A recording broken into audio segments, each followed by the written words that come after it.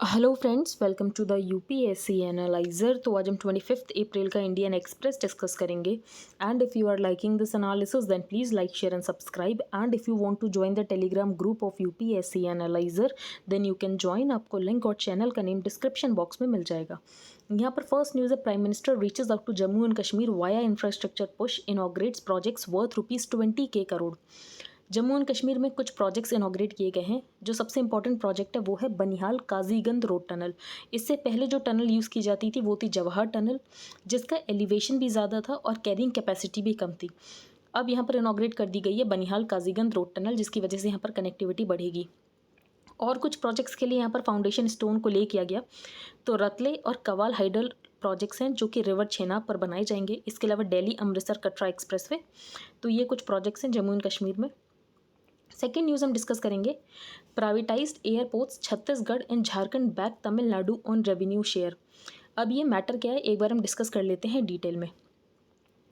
अब बेसिकली तमिलनाडु का ये कहना है कि कोई भी अगर एयरपोर्ट बना है तमिलनाडु में तो स्टेट ने लैंड दी है। अगर स्टेट ने यहाँ पर सेंटर को लैंड दी है या एयरपोर्ट्स अथॉरिटी ऑफ इंडिया को लैंड दी है एयरपोर्ट बनाने के लिए, और अगर एयरपोर्ट्स अथॉरिटी ऑफ इंडिया या यहाँ पर सेंटर जो है उस लैंड को किसी प्राइवेट सेक्टर को दे रहा है या लीज पर दे रहा है, तो यहाँ पर जो भी सेंटर को उसके बाद प्रोसीड्स मिलेंगे तो वो तमिलनाडु ये चाहता है कि वो जो प्रोसीड्स में शेयर जो है स्टेट गवर्नमेंट को भी मिले। तो this is very logical, when you give it land to a government of India enterprise you are becoming a partner and that is your asset.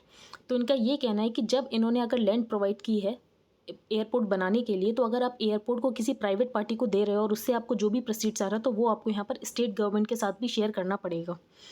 तो speaking to the Indian Express, फिर झारखंड के finance minister ने भी इस बात को support किया है। The land belongs to the state, और जो एक्टिविटी है वो भी स्टेट में हो रही है। तो ऐसी सिचुएशन में अगर कोई भी रेवेन्यू शेयर यहाँ पर सेंट्रल गवर्नमेंट को मिल रहा है तो सेंट्रल गवर्नमेंट को यहाँ पर वो स्टेट गवर्नमेंट के साथ शेयर करना चाहिए। तो we will support such a demand, all land belongs to the government, it belongs to the state. तो अगर स्टेट ने यहाँ पर एयरपोर्ट्स अथॉरिटी ऑफ इंडिया या सेंटर को लैंड दिया है तो वो यहाँ पर जो भी रेवेन्यू प्रोसीड्स आएगा उसके बाद तो यहाँ पर शेयर करना चाहिए विद द स्टेट्स।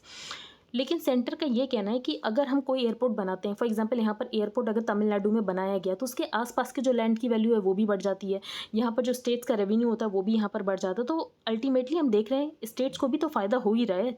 तो however the centre is of the view that whenever a new airport is built और an existing one upgraded the state derives economic benefits from the infrastructure. अब यहाँ पर स्टेट का ये कहना है कि हम आपको बेसिकली ₹1 में लैंड प्रोवाइड कर रहे हैं, और उसके बाद भी जब आप इसको प्राइवेटाइज कर रहे हो या आप लीज पर दे रहे हो तो इससे आपको जो भी बेनिफिट हो रहा है आप यहाँ पर स्टेट गवर्नमेंट के साथ शेयर नहीं कर रहे हो। जबकि स्टेट गवर्नमेंट भी एक तरीके की पार्टनर ही अगर यहाँ पर state government land asset provide कर रही है। तो typically state governments acquire land parcels and transfer them to AAI on a 99-year lease for a sum of ₹1 when a new airport is being built on an existing airport is expanded by AAI। तो land यहाँ पर acquire करता है state government, फिर यहाँ पर transfer करता है to the airports authority of India. तो यहाँ पर एयरपोर्ट्स अथॉरिटी ऑफ इंडिया या सेंटर अगर लीज कर रहा है, इसके अलावा अगर प्राइवेटाइज कर रहा है तो जो भी शेयर्स आते हैं वो शेयर करने चाहिए with the state government. Therefore, a decision has been taken that in the event the state government acquires and transfers the land to AAI free of cost and the AAI or government of India transfer the assets to a third party, तो कोई भी अगर यहाँ पर value realise होती है third party को देने की वजह से या कोई भी रेवेन्यू यहाँ पर एक्रू होता है तो उसी प्रोपोर्शनेट तरीके से यहाँ पर स्टेट गवर्नमेंट के साथ शेयर किया जाना चाहिए। तो हमें डिमांड पता चल गई, हमें इशू पता चल गया, दैट्स इट। ज़्यादा हमें डिटेल में जाने की ज़रूरत नहीं है। अब हम थर्ड न्यूज़ डिस्कस करेंगे, demand up, government procurement of Punjab wheat hits 15 year low. So that's a good news. इसका मतलब ये है जो वीट है वो यहाँ पर प्राइवेट ट्रेडर्स को बेचा जा रहा है और गवर्नमेंट यहाँ पर कम प्रोक्योरमेंट कर रही है क्योंकि यहाँ पर जो फार्मर्स हैं उनको यहाँ पर बायर्स मिल जा रहे हैं in the form of private traders. तो government wheat procurement in Punjab is set to fall to a 15-year low with private purchases likely to cross 5 lakh tons. अब वीट की डिमांड बढ़ गई है क्योंकि यहाँ पर रशिया और यूक्रेन की क्राइसिस चल रही है। इसके अलावा डोमेस्टिक मार्केट में भी वीट की डिमांड ज़्यादा है, इसके अलावा सप्लाई भी कम है।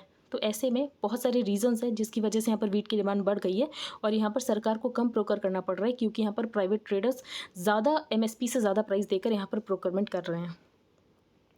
नेक्स्ट हम न्यूज़ डिस्कस करते हैं, expression of views on social media vital to democracy, ex CGI Gogoi. तो बेसिकली इनका ये कहना है कि जो एक्सप्रेशन है, फ्रीडम ऑफ एक्सप्रेशन, वो प्रोवाइड होना चाहिए सोशल मीडिया पर, लेकिन उसमें कुछ ऐसी पब्लिक ऑर्डर और मोरालिटी का ध्यान रखते हुए कोई भी पोस्ट हो तो पब्लिक ऑर्डर और मोरालिटी की जो लाइन्स है वो उसको क्रॉस ना करे बस। तो former chief justice of India Ranjan Gogoi Sunday said freedom of expression is a vital part of democracy so long as it does not cross the Lakshman Rekha of public order and morality. That's it. अब हम आगे चलते हैं। यहाँ पर हम कोई भी न्यूज़ डिस्कस नहीं करेंगे, ये हमने डिस्कस कर लिया है।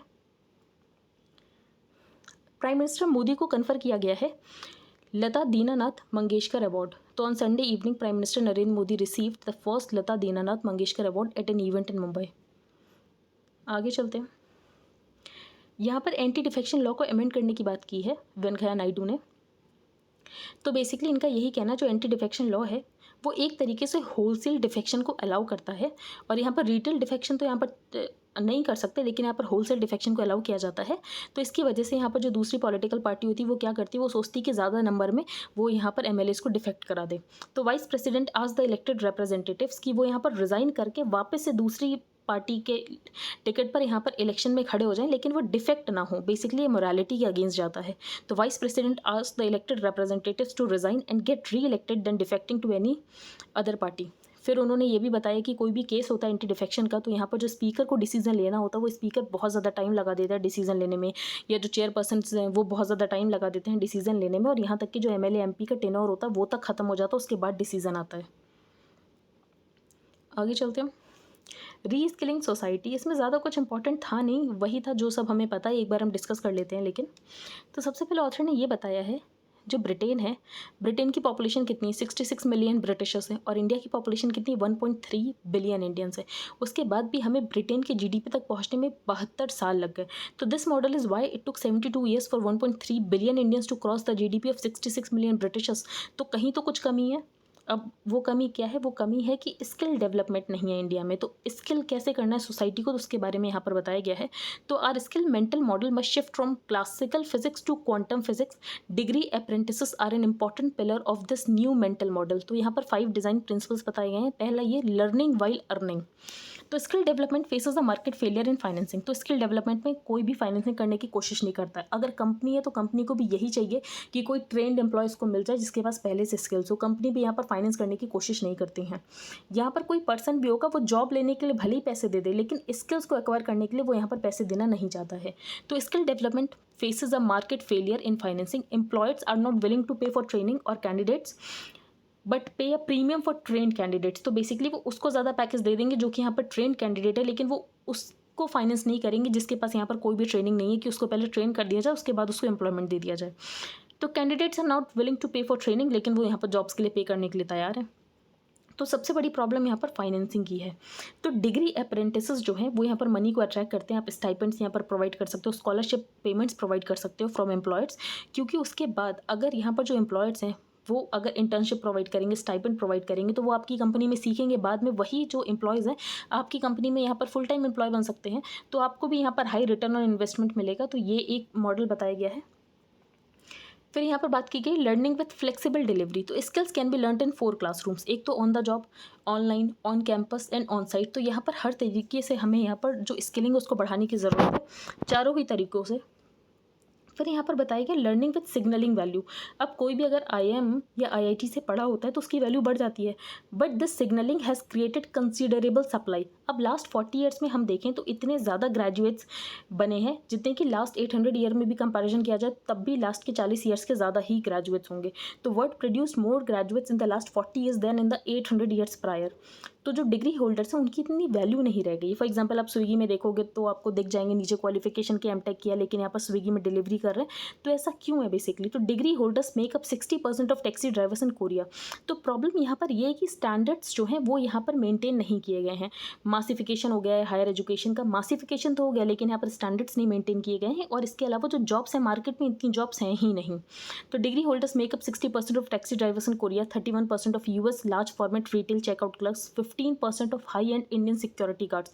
तो ट्रेडिशनली इंस्टीट्यूशंस जो हैं जैसे कि IIM, IITs, इनकी एंट्री ग्रेड्स बहुत ज़्यादा टाइट होता है। इसमें एग्जाम क्वालिफाई करना होता है, उसके बाद ही आप IITs या IIMs में स्टडी कर सकते हैं।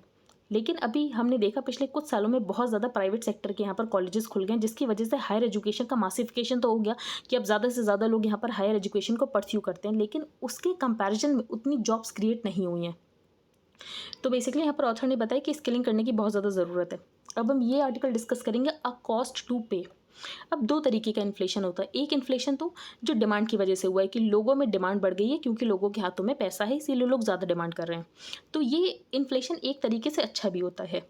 तो if an economy grows too fast on the back of rising aggregate demand, क्योंकि यहाँ पर लोगों की डिमांड बढ़ गई, लोगों के हाथों में पैसा है, तो फर्म्स भी यहाँ पर ज़्यादा प्रोड्यूस करेंगी। फर्म्स अगर ज़्यादा प्रोड्यूस करेंगी तो फर्म्स यहाँ पर ज़्यादा लोगों को एम्प्लॉय करेंगी, तो इन टर्न फिर से यहाँ पर डिमांड बढ़ेगी, क्योंकि जिन लोगों को फर्म्स ने एम्प्लॉय किया होगा उनको वो वेजेस प्रोवाइड करेगी, तो और ज़्यादा डिमांड बढ़ेगी।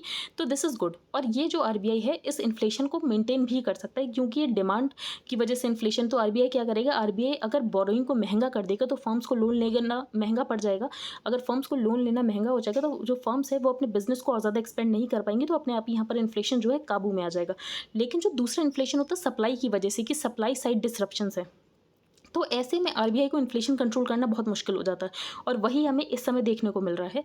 तो what most countries including India are experiencing today is supply shock inflation. अब सप्लाई शॉक जैसे कि सप्लाई साइड डिस्ट्रप्शन हमें देखने को मिल रहा है। कोविड-19 में भी सप्लाई साइड डिस्ट्रप्शन था, अभी फिर यूक्रेन रशिया क्राइसिस की वजह से यहाँ पर सप्लाई साइड डिस्ट्रप्शन है। तो ये जो इन्फ्लेशन होता है ये ट्रांजिटरी नहीं होता, और बेसिकली एक टाइम के बाद स्ट्रक्चरल इन्फ्लेशन बन जाता है। जैसे कि अभी ऑयल प्राइसेस बहुत ज़्यादा हैं, जिसकी वजह से हमें इन्फ्लेशन एक तरीके से हमें इंपोर्ट भी करना पड़ रहा है। तो coming one after another they have prove to be persistent than transitory, resulting in what economics term is a leftward shift in the aggregate supply curve. तो यही प्रॉब्लम ऑथर ने बताई कि दो तरीके के इन्फ्लेशन होते हैं, लेकिन अगर सप्लाई साइड डिस्ट्रप्शन की वजह से इन्फ्लेशन है तो उसको मैनेज करना बहुत मुश्किल हो जाता है। ये आर्टिकल हम डिस्कस करेंगे poverty and politics of freebies. अभी आईएमएफ का एक वर्किंग पेपर था, फिर यहाँ पर वर्ल्ड बैंक का एक पेपर है, जिसमें ये बताया गया कि इंडिया में जो एक्सट्रीम पॉवर्टी है वो ऑलमोस्ट डिक्लाइन हो चुकी है, पूरी तरीके से खत्म हो चुकी है। तो both papers claim that extreme poverty in the country based on the international definition of $1.90 per capita per day has declined substantially. तो आईएमएफ का जो पेपर है वो कैलकुलेट करता है एक्सट्रीम पॉवर्टी को, एनएसओ कंजम्पशन एक्सपेंडिचर सर्वे को उसने एक्सट्रापोलेट किया, और उसके बेसिस पर यहाँ पर बताया कि इंडिया में जो एक्सट्रीम पॉवर्टी है वो पूरी तरीके से डिक्लाइन हो चुकी है। अब इसका रीज़न ये भी है कि प्रधानमंत्री गरीब कल्याण अन्न योजना, जिसमें यहाँ पर फूड ग्रेन्स फ्री में दिए गए हैं, वो भी एक इंपॉर्टेंट फैक्टर है, जिसकी वजह से यहाँ पर जो एक्सट्रीम पॉवर्टी वो पूरी तरीके से खत्म होने वाली है। लेकिन नीति आयोग के हमें एक पेपर से ये पता चलता है जो इंडिया में मल्टी डायमेंशनल पॉवर्टी है वो 25% पे है। तो another estimate of poverty by the NITI Aayog, the multi dimensional poverty index has put Indian poverty at 25% in 2015 based on NFHS data. अब एक तो $1.9 जो यहाँ पर लिमिट है ये बहुत ज़्यादा कम है। तो हो सकता है अगर हम $3.2 पर देखें पीपीपी मॉडल में, तो हो सकता है कि ज़्यादा लोग यहाँ पर एक्सट्रीम पॉवर्टी में हों। तो वन में debate whether the poverty line at $1.9 too low and needs to be scaled up to $3.2। तो अभी तो इसके बाद में डिबेट बाद में करेंगे, इसमें ऑथर ने इस बारे में डिबेट नहीं किया। बस ऑथर ने एक क्वेश्चन ये पूछा है कि अगर हमारे यहाँ एक्सट्रीम पॉवर्टी 1% से भी कम है, या 10% भी है, 25% भी है, और इसमें अगर जो फूड ट्रांसफ़र किया जाता है जैसे कि एनएफएसए के स्कीम के अंडर, यहाँ पर प्रधानमंत्री गरीब कल्याण अन्न योजना के अंदर, तो क्रिटिकल क्वेश्चन ये है कि हमें 800 मिलियन लोगों को फ्री ग्रेन्स क्यों देना पड़ रहा है। तो why is there still a need to distribute nearly free food to 800 million people in the name of food security. तो ऑफटेक जो ग्रेन्स है एनएफएसए का 2020 में, फाइनेंशियल ईयर 2020 में 56.1 मिलियन मेट्रिक टन्स था। फिर प्रधानमंत्री गरीब कल्याण अन्न योजना में और ज़्यादा एक्स्ट्रा ग्रेन दिया गया, जिसकी वजह से ये और ज़्यादा बढ़ गया और लगभग 87.5 मिलियन मेट्रिक टन्स हो चुका। यहाँ पर ऑथर ने बताया जो हमारा ग्रेन मैनेजमेंट सिस्टम है, पब्लिक ग्रेन मैनेजमेंट सिस्टम, वो बहुत ज़्यादा इनएफिशिएंट है। और वो इनएफिशिएंट क्यों है? क्योंकि जो फूड कॉरपोरेशन ऑफ इंडिया है उसके पास वीट और राइस स्टॉक्स जो हैं वो 74 MMT हैं, जो बफर स्टॉक होता है वो 21 MMT है। तो बेसिकली उससे कितना ज़्यादा है। और यहाँ पर जो एफसीआई को फूड ग्रेन की इकोनॉमिक कॉस्ट पड़ती है वो बहुत ज़्यादा पड़ती है। एमएसपी के अलावा भी इंसिडेंटल कॉस्ट होती है, डिस्ट्रीब्यूशन कॉस्ट होती है। अगर इन सबको इंक्लूड कर लो तो एमएसपी से बहुत ज़्यादा कॉस्ट होती है जो यहाँ पर एफसीआई को पड़ती है। तो economic cost of rice as given by the FCI is 3726 tonne. ऐसे ही वीट की भी 2683 टन। तो the value of excess stocks beyond the buffer norm is therefore ₹1.85 lakh crore. तो यहाँ पर जो हमने बफर से ज़्यादा स्टॉक रख रखा है उसकी जो वैल्यू है वो है 1.85 लाख करोड़। तो इससे हमें क्या समझ आ रहा है, इससे हमें ये समझ आ रहा है जो फूड सब्सिडी का बिल है वो बहुत ज़्यादा बढ़ चुका है। तो ये जो फूड सब्सिडी में आप बिल दे रहे हो, इसको आप एग्रीकल्चर में रिसर्च एंड डेवलपमेंट के लिए यूज़ कर सकते हो, आप इनोवेशन के लिए यूज़ कर सकते हो। तो all this results in a ballooning food subsidy in financial year 21 it spike to more than ₹5.41 lakh crore, क्योंकि पहले वाले एरियर्स भी यहाँ पर क्लियर किए गए थे। तो ऐसे ही जो फूड सब्सिडी का बिल है वो लगातार बढ़ता जा रहा है। तो इससे हमें ये समझ आ रहा है जो हमारा ग्रेन फाइनेंशियल मैनेजमेंट सिस्टम है वो बहुत ज़्यादा ख़राब है। तो अगर हमें सस्टेनेबल पाथ की तरफ जाना और हमें पॉवर्टी सच में रिमूव करनी है, तो बेसिकली यहाँ पर एक प्रोवर्ब यूज़ किया गया है, वो ये है, it is better to teach a person how to catch a fish than to give him her a free fish every day. तो बेसिकली ये है कि उसको मछली पकड़ना सिखा दो, ना कि आप उसे रोज़ एक एक मछली देते रहो। तो giving out crumbs can't inspire a society to grow. तो यहाँ पर इंपॉर्टेंट है चेंज करना पूरे सिस्टम को। फिर यहाँ पर प्रधानमंत्री अटल बिहारी वाजपेयी के विजन की बात की है। उन्होंने एक कॉन्सेप्ट इंट्रोड्यूस किया था अंत्योदय हाउस होल्ड्स, जो कि पुअरेस्ट ऑफ द पुअर है, कि उनको यहाँ पर 35 किलोग्राम राशन दिया जाएगा। बाकी जो बीपीएल फैमिलीज़ में है उनको यहाँ पर 50% प्रोक्योरमेंट प्राइस उनसे चार्ज किया जाएगा, और जो यहाँ पर एपीएल फैमिलीज़ में उनको यहाँ पर 90% प्रोक्योरमेंट प्राइस चार्ज किया जाएगा। तो for the remaining below poverty line families the price charge was 50% of the procurement price, and for ever poverty line families यहाँ पर जो प्राइस चार्ज होगा वो 90% ऑफ द प्रोक्योरमेंट प्राइस होगा। तो बेसिकली सबको आप 1-2-3 रुपये में मत दो, जो यहाँ पर केपेबल है उनसे आप उतनी कॉस्ट तो लो ताकि यहाँ पर जो फूड सब्सिडी वो यहाँ पर थोड़ी कम हो सके। तो इसकी वजह से जो पीडीएस है वो ज़्यादा टारगेटेड हो पाएगा और यहाँ पर कॉस्ट सेविंग्स होगी। तो यहाँ पर जो भी सरकार के पास पैसा बचेगा वो सरकार यहाँ पर एग्रीकल्चर में रिसर्च एंड डेवलपमेंट के लिए यूज़ कर सकती है, इनोवेशन के लिए यूज़ कर सकती है, जिसकी वजह से यहाँ पर ज़्यादा जॉब्स क्रिएट होंगे और लोग यहाँ पर सच में पॉवर्टी से बाहर आ पाएंगे। तो आई होप आपको ये आर्टिकल समझ आ गया हो। अगर आपको कुछ भी डाउट हो तो आप मुझसे पूछ सकते हैं। आगे हम चलते हैं। ये जो है इसमें सिर्फ एक कीर्ति मैगजीन के बारे में आपको पता होना चाहिए। जो कीर्ति मैगजीन है वो भगत सिंह से एसोसिएटेड थी, बाकी इसमें कुछ भी इंपॉर्टेंट नहीं है। आगे हम चलते हैं। Macron win second term is French president. तो ये फिर से फ्रेंच के प्रेसिडेंट बन चुके हैं, फ्रांस के इमैनुअल मैक्रॉन, और इन्होंने दूसरी कैंडिडेट जो थी मैराइन ले पेन उनको हरा दिया है। आगे चलते हैं। एक्सप्लेन पेज पे कल ये हमने एक्ट डिस्कस किया था, डिजिटल सर्विसेज एक्ट। तो किससे रिलेटेड है? यूरोपियन यूनियन से रिलेटेड है। क्या करेगा? तो बिग इंटरनेट कंपनीज को ये रेगुलेट करेगा। तो digital services act a landmark legislation to force big internet companies to act against disinformation and illegal and harmful content and to provide better protection for internet users and their fundamental rights. इसके अलावा इनके पास एक और rules भी हैं, वो है GDPR rules. तो जनरल डेटा प्रोटेक्शन रूल्स वो भी किसके हैं? वो भी यूरोपियन यूनियन के ही डेटा प्राइवेसी लॉ की तरह काम करता है। तो जीडीपीआर किसका है? डिजिटल सर्विसेज एक्ट किसका? आपको ये पता होना चाहिए, यूरोपियन यूनियन का है। किससे डील करता है? तो बिग टेक कंपनी से डील करता है। तो व्हाट इज डीएसए? तो DSA will tightly regulate the way intermediaries, especially large platforms such as Google, Facebook and YouTube function. तो बेसिकली जो भी इलीगल कंटेंट होगा तो उनको बताया जाएगा कि इलीगल कंटेंट से आपको कैसे डील करना है। अब ऐसा नहीं है कि इनको लायबल ठहराया जाएगा कि अगर कोई भी ऐसे इलीगल कंटेंट होस्ट होता है, लेकिन इनकी रिस्पॉन्सिबिलिटी होगी कि अगर ये अवेयर हैं कि कोई भी इलीगल कंटेंट है तो इनको उसको साइट से हटाना पड़ेगा। तो it has been clarified that the platforms and other intermediaries will not be liable for the unlawful behaviour of the users. लेकिन बेसिकली अगर वो अवेयर हैं कि कोई इलीगल एक्ट हुआ है तो उनको रिमूव करना पड़ेगा अपनी साइट से। सिमिलरली इंडिया में भी आईटी रूल्स आए थे, और आईटी रूल्स में यहाँ पर ये बताया गया था जो सोशल मीडिया इंटरमीडियरी कंपनीज़ हैं उनको ड्यू डिलिजेंस को यहाँ पर देखना है और ड्यू डिलिजेंस से काम करना है। और अगर कोई भी यहाँ पर इलीगल कंटेंट है जो कि यहाँ पर लॉस को वायलेट कर रहा है तो उनको उस कंटेंट को हटाना पड़ेगा। इसके अलावा यहाँ पर चीफ कंप्लाइंस ऑफिसर्स उनको अपॉइंट करना पड़ेगा जो कि देखेगा कि सारे रूल्स कंप्लाई हो रहे हैं कि नहीं हो रहे हैं। तो India's rules also introduce the need to publish a monthly compliance report. अब हम आगे चलते हैं। वर्ल्ड बुक डे है आज।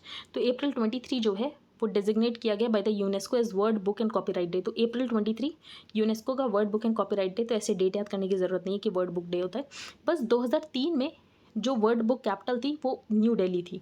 तो मैड्रिड 2001 में थी, उसके बाद अलेक्जेंड्रिया 2002 में थी, लेकिन न्यू दिल्ली 2003 में थी। तो ये बस एक इंपॉर्टेंट फैक्ट हो सकता है कि न्यू दिल्ली 2003 में थी। बाकी अप्रैल 23 ऐसा हमारे लिए इंपॉर्टेंट नहीं है।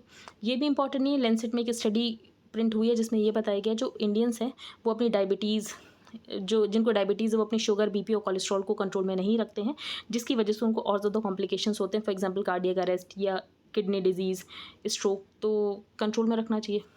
यहाँ पर कोई इंपॉर्टेंट न्यूज़ नहीं, इकॉनमी पेज पर तो हम डिस्कस नहीं करेंगे। शायद मैंने यहाँ पर कोई फिगर गलत बता दिया है। हाँ, तो ये मैंने आपको गलत बता दिया। तो जो इकोनॉमिक कॉस्ट राइस की जो FCI की है वो बेसिकली 3000 नहीं है, 37,267 है। तो आई होप आपको आज का न्यूज़पेपर समझ आ गया हो। If you like the video then please like, share and subscribe. Thank you and have a nice day.